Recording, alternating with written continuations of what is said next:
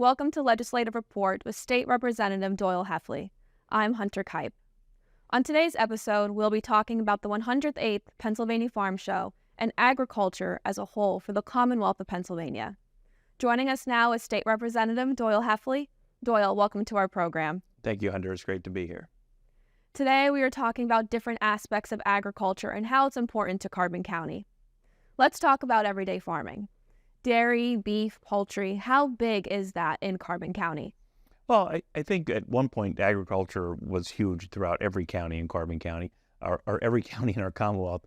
And agriculture as an entity is our largest industry, coupled with tourism. But as time goes, we've seen some of those farms develop into other things. But we still have a footprint of agriculture in Carbon County. We have a lot of cornfields, and we have soybean fields. We have more and more folks that are raising cattle for beef. We also have our tree farms, which grow a lot of Christmas trees, but also all types of trees that are used for landscaping. Last year at the farm show, we were able to do a citation for Fairland Farm, which is a 100-year family-owned farm, and that's huge when you look back at how farming has changed over the years to see a business that has been there 100 years and still being productive. We also have a dairy farm, and as agriculture has changed and adjusted, those local farms have done that with them. I think one of the things that we have in Carbon County is the Penn State Extension, which works very close with their ag community and a lot of folks in 4-H. And if you come to the Carbon County Fair, you can see all parts and aspects of how 4-H works with agriculture in our community to continue to promote it for younger generations.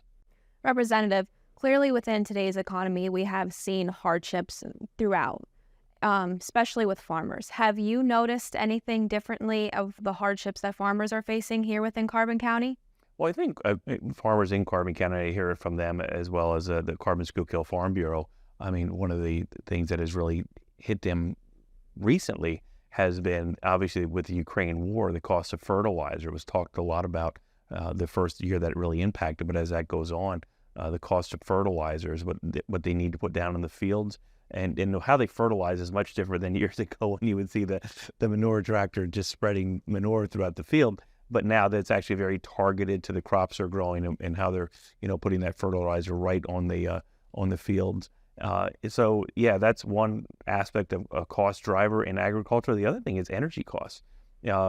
Farming is a very energy intensive industry. I mean, if you look at every tractor, every piece of equipment is pretty much running on diesel. Diesel fuels have skyrocketed because of just the terrible foreign policies of our current administration in D.C. when it comes to energy. Just the dryers, when they harvest crops, they have to dry them. And the different things that are involved. So cost of fertilizer, the cost of energy has really driven up the prices that farmers have to lay out. And while at the same time, we're seeing that carry over a little bit into our grocery stores. But the farmers, what they're getting at the wholesale, those prices really have not gone up. We've seen some of the dairy farms in Carbon County had just closed up. It was because of the dairy pricing and everything. That they really could not be profitable any longer. And that's a shame. So when I look at policies that we discuss here in Harrisburg, it's great to talk to our local farmers, work with the Farm Bureau, also get to the events like the Pennsylvania Farm Show and talk firsthand to these are people on the front lines of our agricultural industries in Pennsylvania to listen to what their concerns are and to pass meaningful legislation so we can continue agriculture as our #1 industry here in the state. Speaking of the farm show, you recently attended the 108th Pennsylvania Farm Show. Here are some highlights of the folks you interviewed while you were there. We are here at the 108th Farm Show, and one of the most notable things at the Pennsylvania Farm Show are the milkshakes. So we are here with Tina, who is a 4-H educator from Cumberland County, but you also are here with Valley Grange, and you're running the stand behind us, and you can see the lines almost out the door of people getting Farm Show milkshakes. Can you tell us a little bit about the history of the Farm Show milkshake and also all the fine people that are working behind us to serve them? Certainly. For more than 70 years, Valley Grange has partnered with the Pennsylvania Dairymen's Association. The dairymen are busy with their cows while they're here, so we do the manpower for the milkshake booths to keep us going. We share the profits in the end, but it all goes back out to the community. The dairymen give their money back out in scholarships and educational programs, and the Grange groups also support the community through firehouses, libraries, other community organizations, and do good in our communities. We're advocating for agriculture together, but we've been doing this together for 70 years as a partnership. That's wonderful, and that's what it takes, working together. And you see so much of that here at the farm show. And for folks back home that come out and just to see everything that's here. Ag is our number one industry here in the state of Pennsylvania, and dairy is a huge part of that. Now, you also work with the 4-H, and we're going to talk a little bit about that. That's separate from what you're doing here. Your daughter Gretchen is here with you today, and she's here helping out. Gretchen, what do you like about coming to the farm show and helping out at the milkshake booth?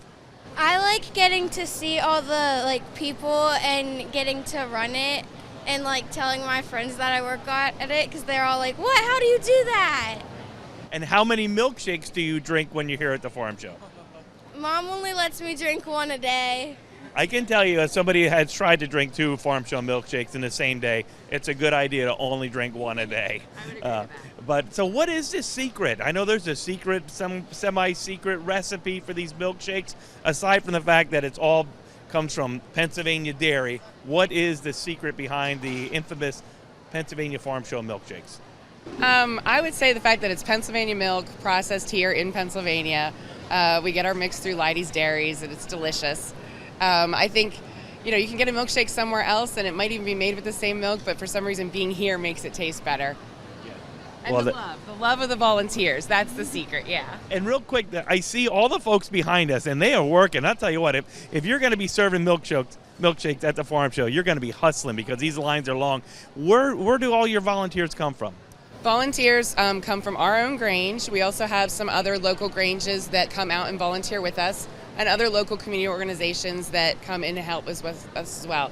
We have high school, National Honor Society, Key Club. We sometimes get some businesses that come in and have a team building day. One day we'll have CCA school here with a bunch of their teachers come in as a team building and do volunteer together. So we do lots of different volunteer groups come in and help.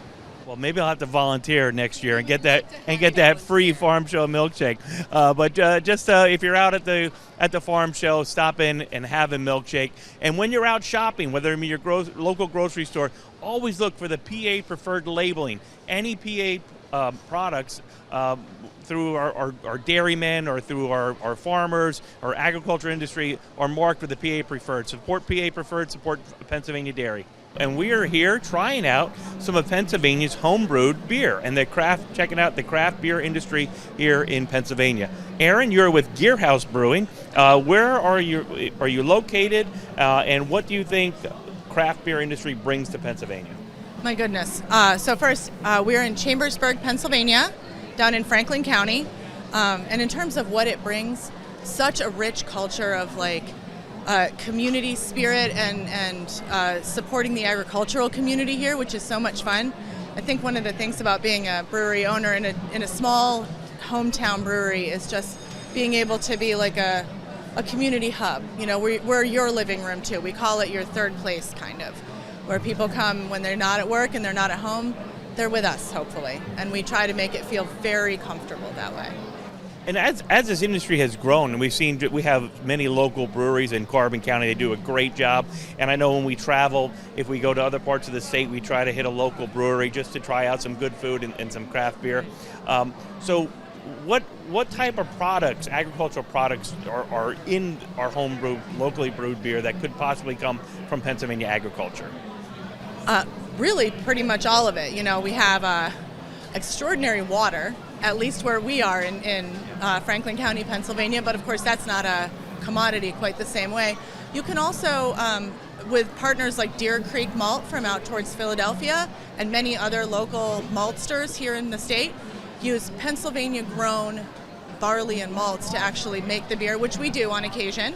And there's a number of hop farms here in town or in the state, so you can actually, you can even procure your yeast, wild yeast, from here in Pennsylvania. So you could truly make a completely 100% Pennsylvania beer with the products we have.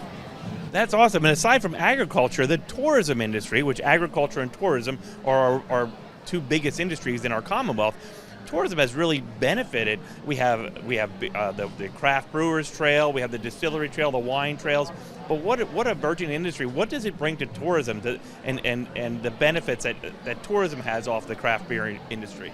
Sure. So, it's a fascinating place to be a member of the community. There are over 530 or something breweries in this state right now, and so we're really known in the craft brewing world as a important state for craft beer. And that really means that we wind up with people coming from all of our bordering states for sure, and then also from further away. They're choosing to come to Pennsylvania because of the number of excellent craft beers that we have here. And some would say, and I would say, as a huge supporter of craft beer and a huge supporter of our Commonwealth, that Pennsylvania is really becoming what Napa Valley is to wine in America. Pennsylvania is becoming that to craft beer. So here's to the craft beer industry. Thank you very much, and just encourage everybody, support your local industries, support your local craft brewers. If you're going to go out and grab a cold drink, do it safely and wisely, and do it by supporting your local companies. Welcome back to the studio. Representative, we just saw highlights from Greenhouse Brewing Company in Chambersburg.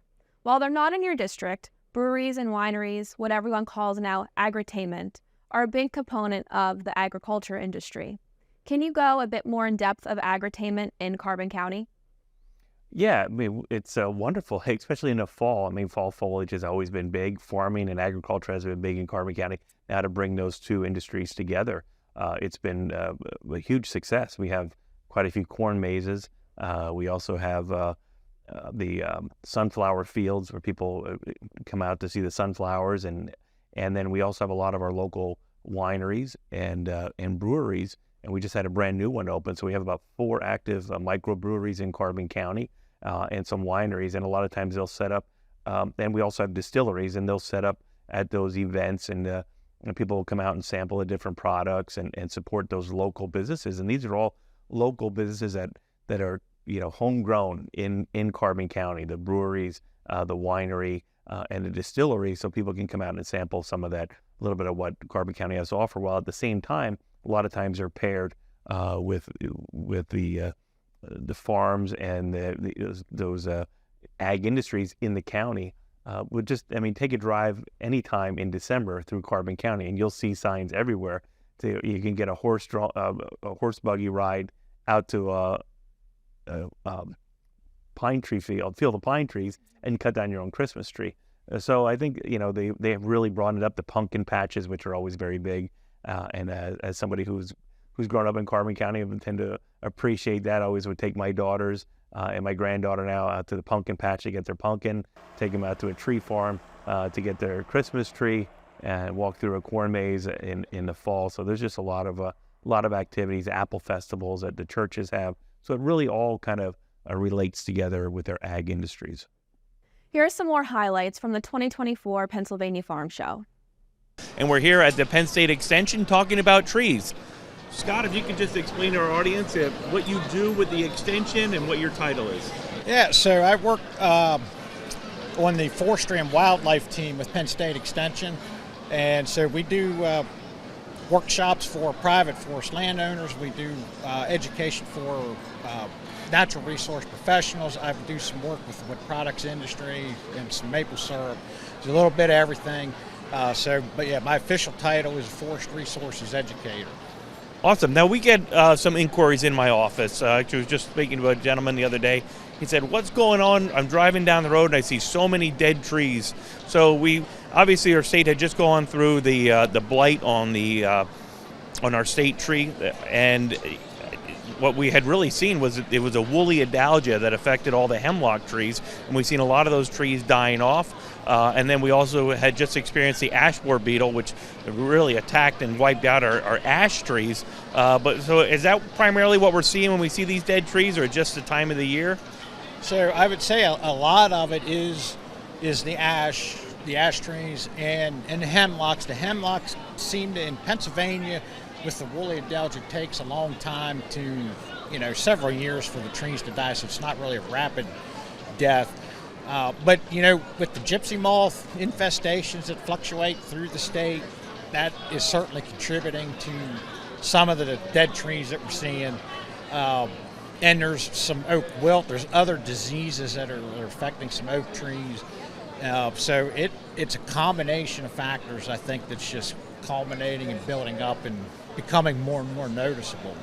So what, as residents in the state, what can we do to help protect our forests? Obviously, our forests are very resilient, and even though you see these dead trees now, next summer it's going to be all lush and green again. So what are some of the things that the residents can do to help our forests to rebound from this? So I think from a public standpoint, one of the biggest things is to make sure that we're not moving insects, invasive insects. There's several other very nasty insects that haven't been found in Pennsylvania yet. The Asian longhorn beetle being one. It attacks multiple species. So if the emerald ash borer, it's just ash trees. The Asian longhorn beetles, it will attack maple trees, birch trees, and several others. So just not moving firewood and not moving those insects to areas where they're not currently, to slow the spread or stop the spread, is probably one of the biggest things. I know the invasive species, and the big thing we get right now is a lot of the spotted lanternflies. They have got into our state and pretty much spread across the state. So a lot of times people see bans and people like to travel and to go camping, like to take their own firewood with them. But why it's important that we don't do that is because we're moving, whether we're moving gypsy moth or whether we're moving the spotted lanternfly to other parts of the state and helping that spread, because we can see the devastating effect like the ash borer beetle had on the ash trees. Now, one thing I have heard is that some of the hemlocks, they might be making a rebound. Is there anything to that? One of the things is our forests are so resilient. So when these species come in, and our trees and our wildlife will find ways to rebound. Yeah. So there's always oftentimes trees that show some resistance to some of the insects and diseases, and hemlock is one of them. Ash is actually another one. They're finding some trees around that seem to have some sort of resistance. So focusing on those types of trees to, through a breeding program to get more of those established is one direction that's being taken. And the American chestnut's another great example of that, where the blight wiped out the chestnuts back in the early 1900s, and there's still some chestnut trees that are, 15, 20-inch diameters that show some resistance. And so those were part of that initial breeding program to try to reintroduce the American chestnut back as well. So, yeah, our forests are resilient. And so, focusing on those trees that remain can be a big step in helping to overcome some of these issues. Now, if somebody back home or across the state wants to get involved, how do they find the extension? How do they reach out to the Penn State Extension? Yeah, so every county has an extension office, so you can look that up on either on the internet or in the phone book, and reach out to them. They can get you into contact with the forestry educators that are around the state. On the web, extension.psu.edu. You can find, and there's lots of other things with extension that you can find there as well. All right. Well, thank you, Scott. And this is just one more aspect of what the Penn State Extension does. That's actually the Master Gardener program. So if you're here, if you make it out to the 108th Pennsylvania Farm Show, take some time, visit the Extension, and learn about all the different programs, whether it be forestry, gardening, and all the different programs that are run through the Extension. And this is Doyle Heffley. I'm back at the Pennsylvania Farm Show, 108th Pennsylvania Farm Show, and we are here with the mushroom growers. And for anybody that's interested, the number one cash crop in the state of Pennsylvania is mushrooms. So we are here with Rachel, and you're going to tell us a little bit about your association, what you do, and why mushrooms are such a benefit to our Commonwealth. Thanks for asking.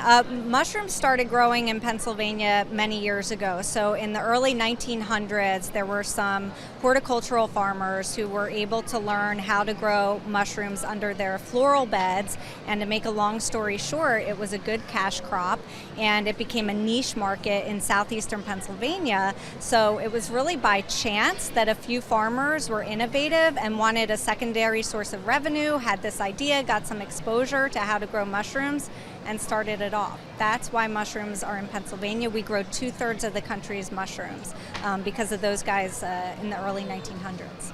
It's amazing how little things start and blossom and become something that's legendary. And really, when you think mushrooms, you think about Pennsylvania. So, Jeff, you work in the industry. Yes, I do. I work for Georgie Mushroom Company north of Reading in Temple, Pennsylvania, and I am their composting manager.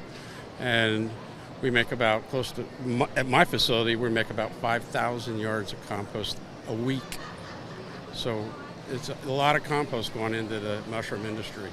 Now, looking at some of the displays you have here, and I would encourage folks, if they're visiting a farm show, grab a milkshake, check out the different vendors, see the animals, but really come over and learn about mushrooms. There's a lot of different types of mushrooms. Some are more valuable than others. So the display you have behind me here, this is a shiitake mushroom. Now, and if you see the display here, some of the mushrooms, as you explained, grow in beds, and some of them grow on these created logs. So tell a little bit about the science of growing mushrooms. Sure. So shiitake are a more and more popular mushroom with consumers, and what you see here is actually substrate. So substrate is basically a perfected combination of a certain type of compost plus the inoculum or the spawn, which is mushroom words for seeds, all compressed into one area here, and then the mushrooms grow off of them. So these, you can move them around and the mushrooms will grow off of them, just like in the forest where you're always trying to keep things cool, a little bit of decay if you're growing mushrooms naturally somewhere. That's exactly what our growers do, is they reproduce everything that a mushroom would love to grow on in a controlled environment, and if the mushrooms flourish, they've done their job. Now, the shiitake mushroom like this, what kind of types of cuisine would involve this type of mushroom? Do you know? The great thing about mushrooms is they complement everything. So shiitake would be great sliced on top of a steak. They'd be great as part of a mushroom soup. They can be chilled and tossed with some balsamic vinaigrette to do a chilled salad of mushrooms. There really are no limits. With some of the traditional, what we call button mushrooms, if you dice those up and make them part of a hamburger, you've now just extended your meat to about 1/3. You've made it juicier, and it tastes really great too. So shiitake are very good looking. It's nice to showcase them, but you can throw them into anything just like your other button mushrooms. Well, that's awesome. And I see you have another display over here, and these are very interesting. I think you said these were oyster mushrooms? They're called oyster mushrooms. These really resemble some of the more natural mushrooms that you will find growing on a tree. Of course, they're much bigger and beautiful because our growers work so hard. But similar to the shiitake mushrooms we just talked about, they also grow on a specific substrate, a specific set of materials that make them very happy to grow on. And this is what you get, a beautiful product that you can slice long ways, or you can just leave like this. You saute in a little salt and butter, and they're delicious. Now I'm going to put you on the spot. What type of economic impact does the mushroom industry bring to the Commonwealth of Pennsylvania? So in Pennsylvania, we contribute in, I want to say, taxes alone, at least $17 million a year go into the state coffers, thanks to all of the hardworking mushroom employees. We also have a $1.3 billion impact on the state of Pennsylvania when you look at the direct and the indirect economic benefit. So not just how much the crop earns, but also how much the employees earn, and then how much they spend in Pennsylvania on all sorts of things, from healthcare to retail. So, we like to have an impact in the state that we love to grow in. Well, that is awesome.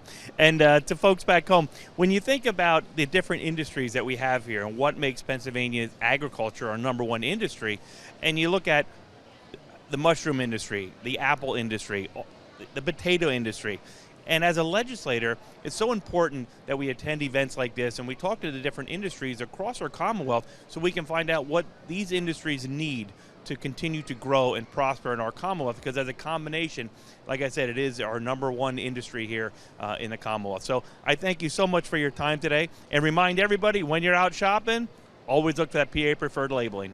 We talked a lot about the agriculture industry today. It's quite obvious how important this industry is here in Pennsylvania. Representative Heffley, could you give us a brief recap about what we discussed today? Well, we talked about milkshakes, we talked about breweries, we talked about trees, and we talked about mushrooms. And those are just 4 small segments of everything that we really have to offer at the Pennsylvania Farm Show. If you want to come out and see the 4-H kids showing their animals, they have cattle, they have dairy shows, they have rodeos, we have sheep, goats, you name it, it's at the farm show. And you really get to see all the different industries which add up to be Pennsylvania's #1 industry. Excellent. Well, Representative Heffley, thank you for joining us today. It looks like we're out of time. If you have any questions about what you have just seen or any other state-related matters, Representative Heffley's contact information will be up in a moment. Thanks for watching Legislative Report with Representative Doyle Heffley. You're doing great, dude. Oh, my favorite. I'll be telling you, I tried milking cows already. That's the way you get the most milk fastest. Not my bag of worms. That's the key to life, is competitiveness. I feel great. There we go. Come on. Thank you. Great job. That was awesome. That was awesome. It was so good. I figured at the end we'll just let them go. We'll see. Probably get some deduction points, but it's still fun. We did it with speed, cleanliness, and we also bottled 2 extra jars. Oh, you done this before? Absolutely not. Oh, great. Okay. Let's get the muckers out here. Yeah, that was a lot of fun. They were ready to, we had to slow them down a little bit. Didn't win yet. Whoa! Whoa! Ton of fun. This is a great way to raise some money for the beach. Zero waste. Yes. That's what Republicans are always about. Zero waste. Stroke her down. Let her know you're there. Right? Give her the idea what's about to happen here. There it is. Start it off. I can't believe that these people bring these horses out. So beautiful. You know, this is a lot of work. We did it! Good job! The teamwork was incredible. Yes. Really incredible. Good. Safety. It's just great fun and a good way to kind of promote agriculture and the dairy industry with a contest like this. Thank you, Farm Bureau. Thank you, Farm Bureau. Oh, it was a ball. It's always a ball, and it's always for a good reason. You know, always fun here at the farm show.